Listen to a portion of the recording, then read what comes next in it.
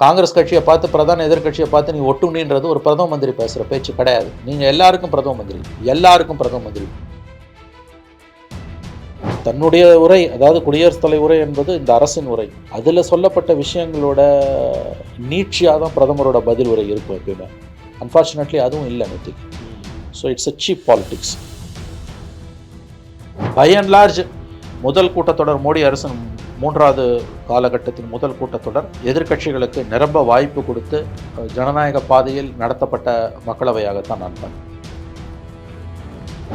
ராகுல் காந்தி 1.25 மணி நேரம் பேசும்போது கிட்டத்தட்ட 6 மந்திரிகள் குறுக்கிட்டார்கள். திருப்பதி பிரைம் மினிஸ்டர் 2 தடவை குறுக்கிட்டார். ஆனால் ராகுல் காந்தி பேச அனுமதிக்கப்பட்டார். மோடி பேசும்பொழுது கண்டினியூஸாக 2.25 மணி நேரமும் ஊழையிட்டுக்கிட்டு சத்தம் போட்டுக்கிட்டு கோஷம் போடுறதுன்றது ஏற்புடையது அல்ல. ஆனால் எதிர்க்கட்சிகள் துரதிருஷ்டவசமாக, குறிப்பாக காங்கிரஸ் கட்சி இந்த தீர்ப்பை ஏற்க மறுக்கிறது. அவங்க மனசளவில் என்ன நினைக்கிறாங்க, நீ அப்படி பார் 400 பார்னு சொல்லிட்டு 400 சீட்னு சொல்லிட்டு 240 வந்ததால் நீ தோத்துட்ட, நீ ஆளக்கூடாது. இந்த முதல் விவாதமே இந்த இந்து அந்த டோன்ல போறது, அதை எப்படி சார் பார்க்க? ராகுல் காந்தி எப்பெல்லாம் பிரச்சனையில் மாற்றாரு கடந்த 5-7 ஆண்டுகளாக பார்த்தீங்கன்னா, அவர் என்றைக்கு மதத்தை கையில் எடுக்கிறாரோ அன்றைக்கு தான் பிரச்சனையில் மாற்றுறாரு. அவர் அக்னிவீரை பற்றி பேசும்போது பிரச்சனை வரல, மணிப்பூரை பற்றி பேசும்போது பிரச்சனை வரல, நீட்டை பற்றி பேசும்போது பிரச்சனை வரல. இதெல்லாம் மோடி கவர்மெண்ட்டை பின்னால் தள்ளி, பரமாத்மா, டிமானிட்டைசேஷன் இதெல்லாம் பேசும்போது பிரச்சனையும் வரல. ஹிந்து மதம்னும் போது பிரச்சனை, அந்த வார்த்தையை அவர் தவிர்த்திருக்கணும். சபாநாயகர் குறித்த ஒரு விவாதமும் பெருசாக எடுக்கும். பிரைம் மினிஸ்டர்கிட்ட குனிந்து வணங்குறாரு. அது நீங்கள் எப்படி பார்க்கணுன்னா, இன்னொன்று காலில் விழுற ஸ்பீக்கர் இல்லையா, வெறும் குனிந்து நிற்கிற ஸ்பீக்கர் இருக்காருன்னு சந்தோஷப்படுங்க நீங்கள், அவ்வளோதான். அது தப்பு தான். அவர் குனிஞ்சதுன்றது தப்பு தான். முதல் கூட்டத்தொடரை பார்த்தா உங்களுக்கு இந்த அடுத்த 5 வருடங்கள் எப்படி நாடாளுமன்றம் நடக்குங்கிறதுல உங்களுடைய பார்வையா? கடந்த 10 ஆண்டுகளில் குறிப்பாக மோடி 2.0ல எதிர்கட்சிகளை அடக்கி ஒடுக்கி எதிர்கட்சி குரல் வலையை நெறித்தது போல நிச்சயமாக மோடி 3.0ல சபாநாயகராலேயோ ஆளும் கட்சியாலேயோ எதிர்கட்சிகளின் குரல் வலையை அடக்கி ஒடுக்க முடியாது.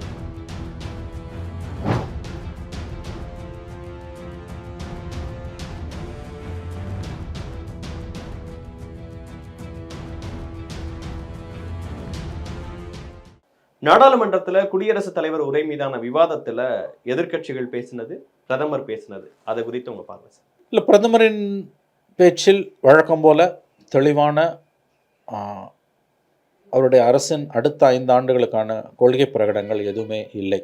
இந்த மாதிரி முதன்முறையாக வெற்றி பெற்று ஆட்சியில் இருக்கக்கூடிய ஒரு பிரதமர் வெற்றி பெற்று வந்தால், அல்லது எதிர்க்கட்சியாக இருந்து மீண்டும் ஆட்சிக்கு வெற்றி பெற்று வந்தால், முதல் உரை, குடியரசுத் தலைவர் உரை மீதான நன்றி தெரிவிக்கும் தீர்மானத்தில் எல்லா கட்சி உறுப்பினர்களும் பேசிய பிறகு பதில் உரை அளிக்கும் பொழுது பிரதமர்களாக இருந்தவர்கள் அடுத்த 5 ஆண்டுகளுக்கு தங்களுடைய அரசின் செயல் திட்டம் என்ன என்பது பேசுவாங்க. அற்ப அரசியல், பெட்டி பாலிடிக்ஸ் பேச மாட்டாங்க. பிரதான எதிர்க்கட்சியை பார்த்து நீ ஒட்டு, நீ பேராசைட்டு, நீ உருப்பிட மாட்டா, நீ நாசமாக போயிடுவேன்லாம், அந்த மாதிரியான சாபம் விடுற அரசியல்லாம் மேடை பேச்சு. அதை பிரதமர்களாக இருந்தவர்கள் நாடாளுமன்றத்தில், அதுவும் பதவியேற்ற முதன்முறை பேசும்பொழுது பேசினதே கிடையாது. நேற்றைக்கு அந்த ரெக்கார்டையும் மோடி உடைத்திருக்கிறார்.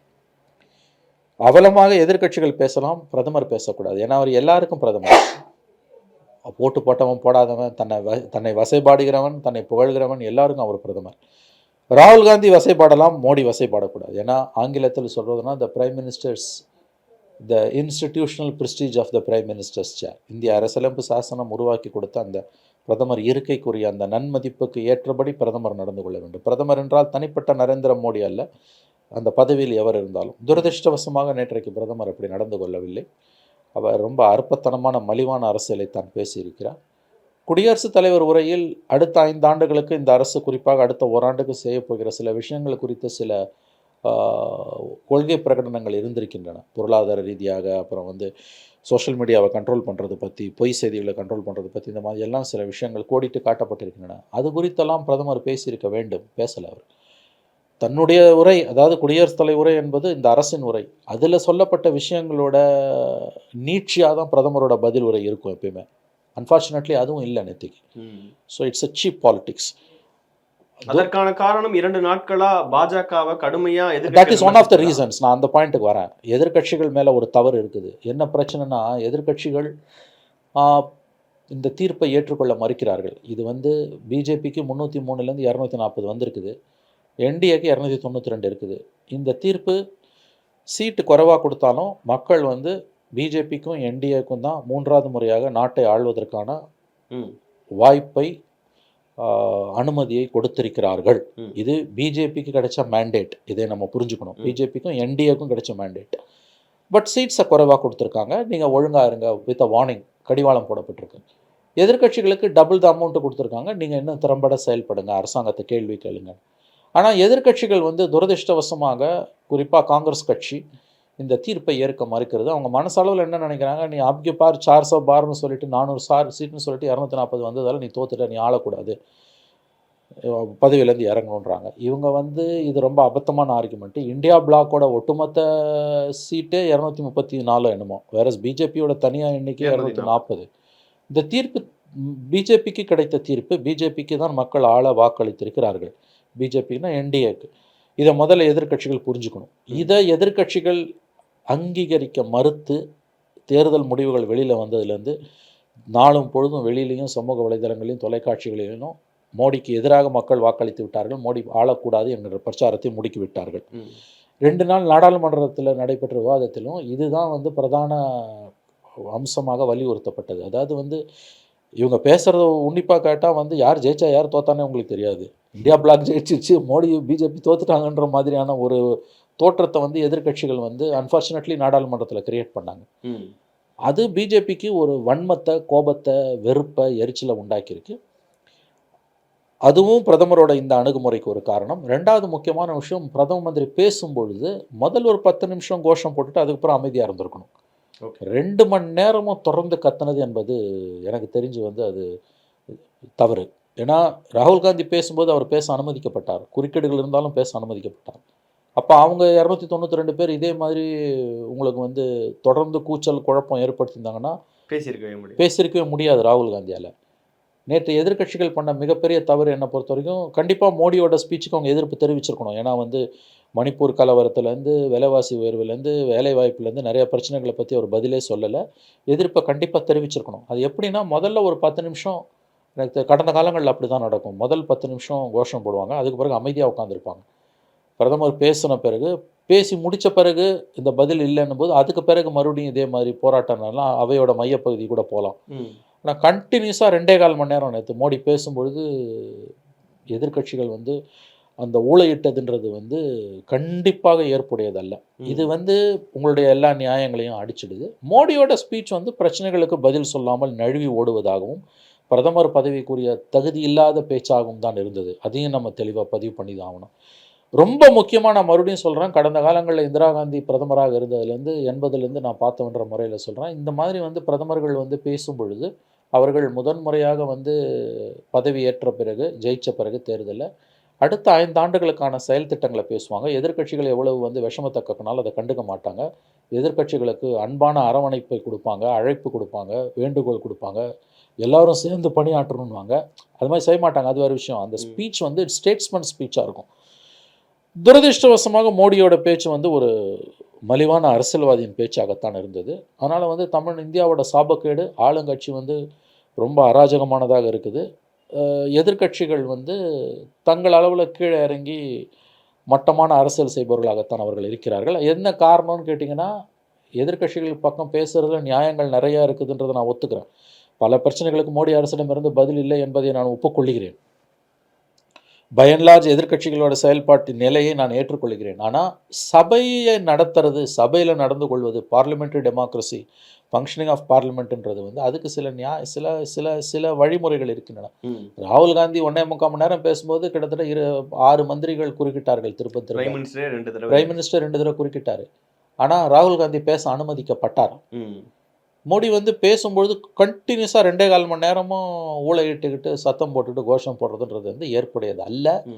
இது எதிர்க்கட்சிகள் செய்த தவறு. இது முதல் விவாதமே இந்த இந்து அந்த டோன்ல போகிறது, அதை எப்படி சார் பார்க்குறீங்க? அது வந்து ராகுல் காந்தி செய்த ஒரு தவறு வந்து என்ன கேட்டிங்கன்னா வந்து, அவர் எப்போல்லாம் ராகுல் காந்தி பிரச்சனையில் மாற்றுறாருன்னு நீங்கள் பார்த்தீங்கன்னா, கடந்த 5 வருடங்களாகவே அந்த ரிலிஜனை கையில் எடுக்கும்போது தான் அவர் மாற்றுறாரு.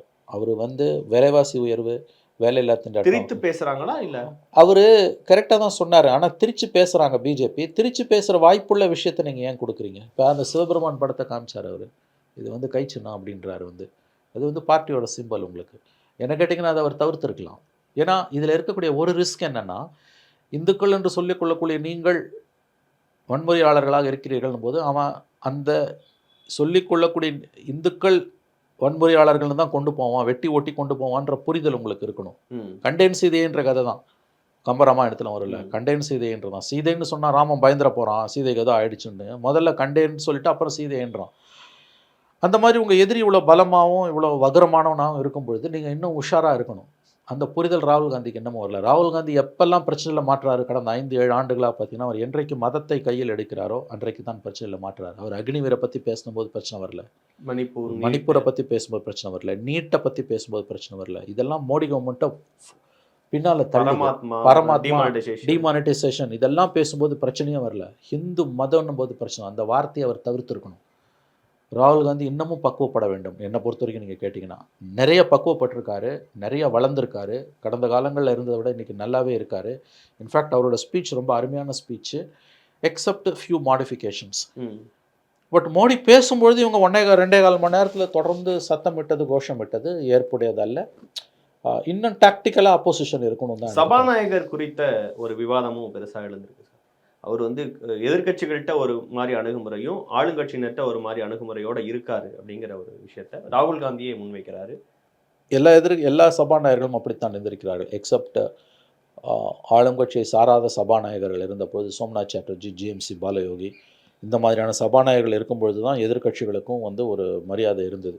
மற்றபடி எந்த கட்சியுமே ஆளும் கட்சியோட சபாநாயகர்களாக உட்காருபவர்கள் அப்படித்தான் இருப்பார்கள். பட் பேச அனுமதிக்கப்பட்டிருக்குது. இது 2 நாள் எல்லாரும் பேசியிருக்காங்க. நாட் ஓன்லி ராகுல் காந்தியை ஃபுல்லாக பேச அனுமதிச்சாங்க, ஆராசா ஃபுல்லாக பேச அனுமதிச்சாங்க, மொஹுவா மொய்த்ரா பேசியிருக்காங்க, கல்யாண் பானர்ஜி ஹார்ஷாக தான் பேசினாங்க. அத்தனையும் இருக்குது. அப்புறம் இதுக்கு மேலே சில விஷயங்கள் அது எடுத்துட்டாங்க, சிலது எல்லாத்தையும் எடுக்கல. ஆராசா பேச்சோ, கல்யாண் பானர்ஜி பேச்சோ, மொஹுவா மொய்த்ரா பேச்சோ எதுவுமே எடுக்கல. அதெல்லாம் அப்படியே தான் இருக்கு. ராகுல் காந்தி சிலதான் எடுத்திருக்காங்க. ஆகவே வந்து சபை வந்து பெரிய அளவில் குறை சொல்கிற அளவுக்கு சபை வந்து ஆளும் கட்சிக்கு சார்பாக நடக்கலை. எதிர்கட்சிகளுக்கு உரிய வாய்ப்பு கொடுக்கப்பட்டதாக தான் நான் நம்புகிறேன். இவங்களும் எதிர்கட்சிகளும் வரும் நாட்களில் வந்து இன்னும் கொஞ்சம் உஷாராக இருக்கணும். ஒன்று ஞாபகம் வச்சுக்கோங்க, இந்த அரசை வந்து பின் டவுன் பண்ணுறதுல, இந்த அரசை வந்து புஷ்பேக் பண்ணுறதுல வந்து பார்லிமெண்ட் ஒரு ஃபாரம் தான்.